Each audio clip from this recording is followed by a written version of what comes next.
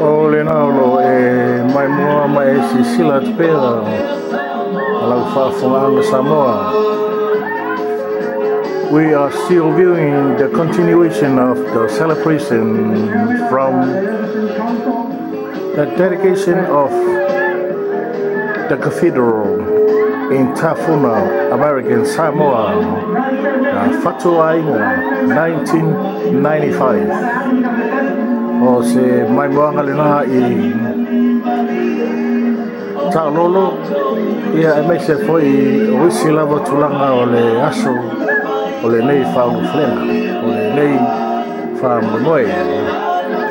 O le Ta'alolo le na le moto, o le pleanga Samoa Pangpango, le afionga le na le taitefono ia atonia mailo o lo sa mai I le tulanga o le whawhiawhianga po le Ta'alolo o le moto.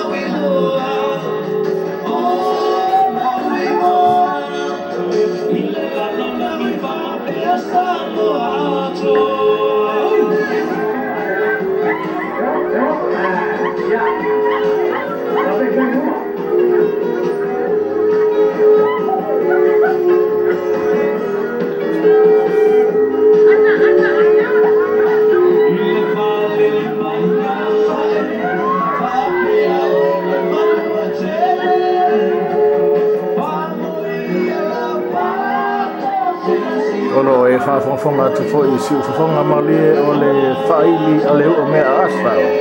O lo whaafia fo I le taumwhai mo le atina e o le nei lava asa fia. Samoa, this is the last day of this dedication celebration. You are viewing the Ta'alolo of the Samoa Diocese in Pago Pago, American Samoa.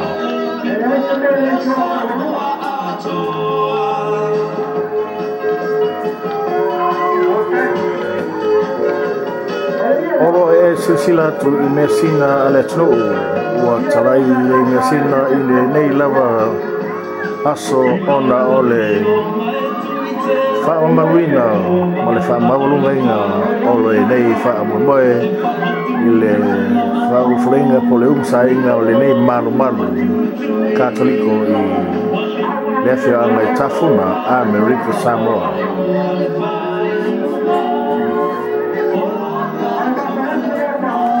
Sa whatasi atu fu I le awauna I lea whaamoe ma poina mo iniata ia matustusia fo I whamtalanga I tulanga o le nei hatinai.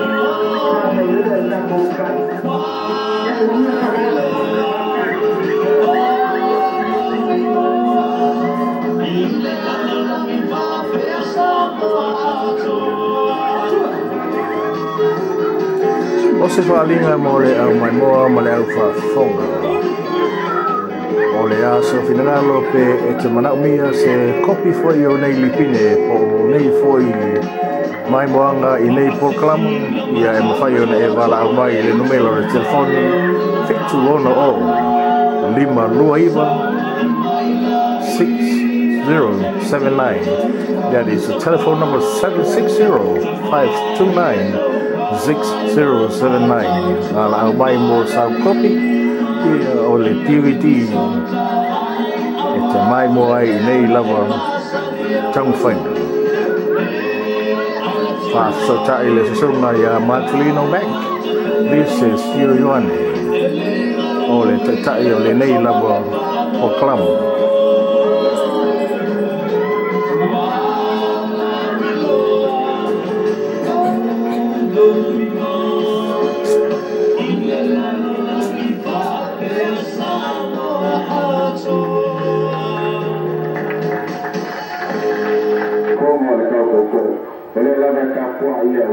Se kulou le malu, el caro maculava puliana, le lava capoia wei pakai. Suole nei a tioga sui, utama paia. la ovación a todos hoy.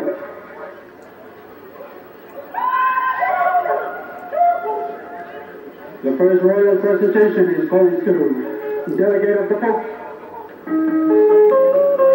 Ole na o lo tau oina ia le sota I po le sota te ale suia le tupsa mai le Vaticana I loma.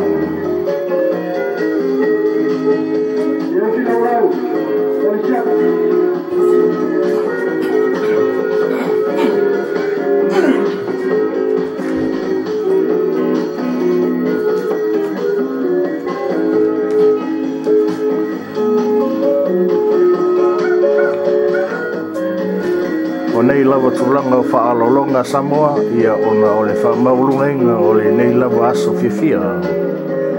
O tau oinga ai nei whaalolonga I le tū malenga nuu a Samoa.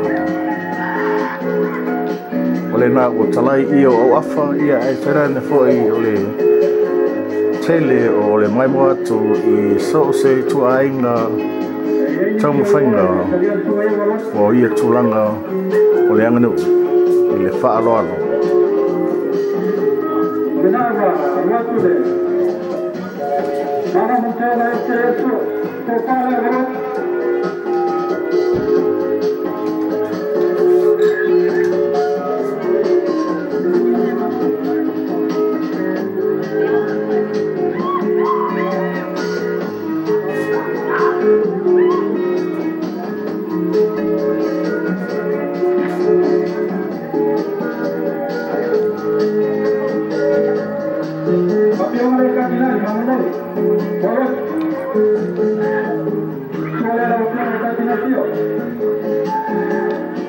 O le nā o tau oina mai le sotai a le awhioma I le tamāmatua o Kātinari Pio o te taitai o le Kālisia Katoliko I le Malo Samoa.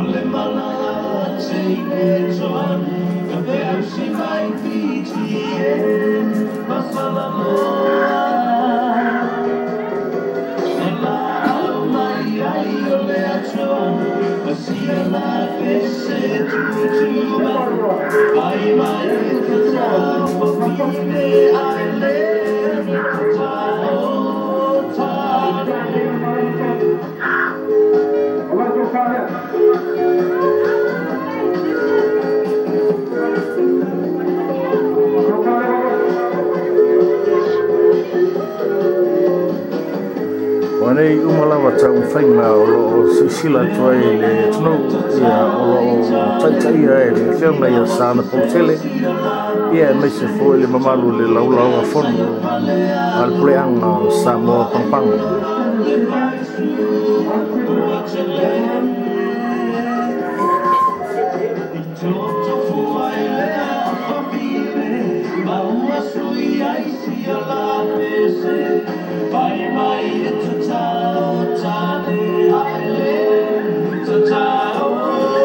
Pei ona tō mraulau atu I se taimi ufano a e mnaumia pe te whiringaro I se kopi po se lipine fo I se city positivity o lei nei taumwhai wala au mai le sona ia Marcelino Mac vi se sio Ioane I le numelo le telefoni fitu ono o lima rua iwa ono o fitu iwa.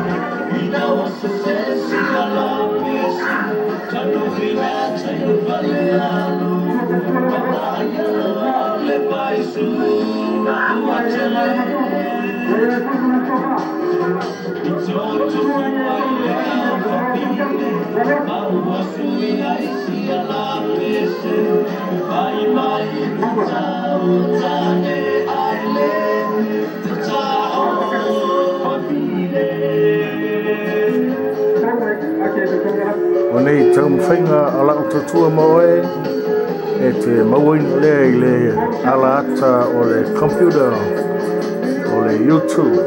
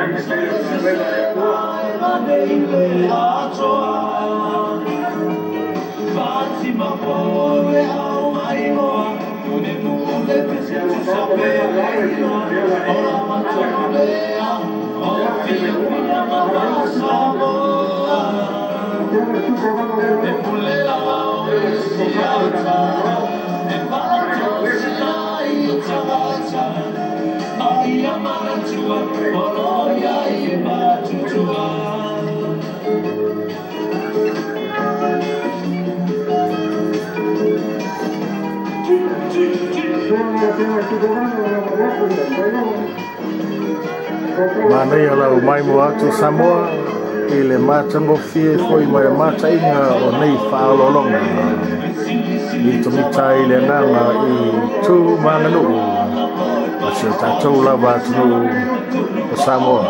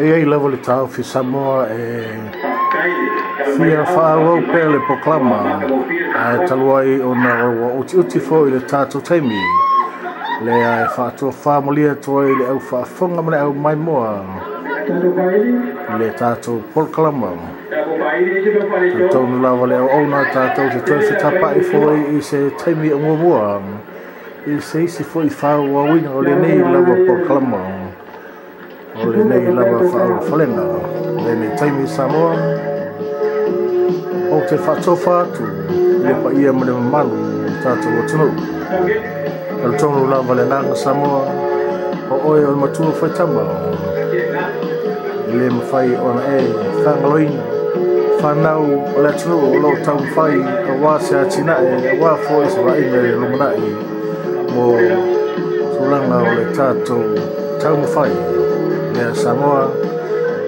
ia sau se taimi o mamua tātou tuwhi tapai fo i le alofu le anga lei o le tua o le nei lava taimi o le nei tula ia mātou te whātofa atu le atunu pele Samoa. Until then, Samoa, take care of yourself. God bless.